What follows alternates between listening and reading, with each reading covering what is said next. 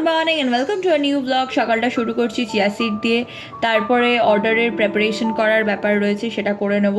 যারা জানো না তাদেরকে বলে রাখি যে আমি ঘর থেকেই একটা ক্লাউড কিচেন চালাই, রেজ বলে। রেজ every flavour has a story.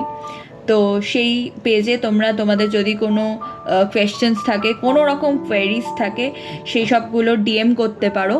Insta page আছে, তো সেখানে যেতে পারো, আমাকে কন্ট্যাক্ট করতে পারো। আমি বিভিন্ন রকমের থালি থেকে শুরু করে ফ্রাইড আইটেমস, স্ন্যাক্স, মানে শুক্তো থেকে শুরু করে চাটনি পর্যন্ত সমস্ত কিছু, তার সাথে চাইনিজ সমস্ত রান্না, সব কিছু আমি প্রি অর্ডার বেসিসে ডেলিভার করি।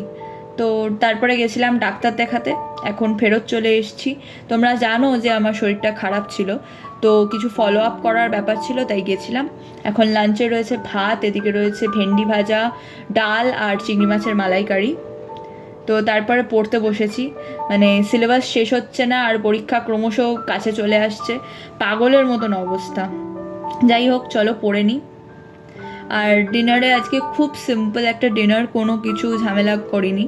জাস্ট রয়েছে ডালিয়ার খিচুড়ি, বাস দ্যাটস ইট। আর রয়েছে একটুখানি শশা। তো সারাদিনে আমি চেষ্টা করি একটা আস্ত শশা খাওয়ার, তো সেইটাই আজকে সারাদিনে খাওয়া হয়নি, তো ডিনারে খেয়ে নেবো।